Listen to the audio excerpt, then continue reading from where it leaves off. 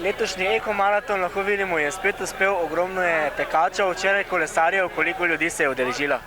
Ja, vse skupaj zdaj v 2 dneh okvirno 3500 ljudi, tako da smo zelo zadovoljni. No. To je naš namen, da ljudi motiviramo, da jim damo priložnost, da se ta vikend v septembru športno družijo in mislim, da nam to uspeva, da smo zelo zadovoljni. Pa še vreme je lepo.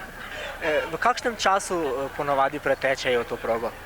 To pa je čisto različno. Mislim, razpon je res velik, zato ker mogoče je ravno namen te prireditve, da lahko pridejo tako zelo dobro tekmovalci, v bistvu dobri tekači, recimo pretečejo 10-kilometrsko progo v malo več kot pol ure, medtem ko drugi tudi lahko do uro pa pol. Bistvo tega je, da vsak lahko si postavi cilj in ga izpolni. Ni nujno, da si vrhunsko pripravljen, tudi tisti vem, oziroma imam kar nekaj prijateljev, ko so prvič z našo podbudo prišli danes sem odteči. Tako da pripravljenost je zelo različna, važno je, da na koncu vsak doseže ta cilj, ki si ga je zadal in da mu je bilo toliko fajn, da naslednjo leto spet pride in se z nami druži.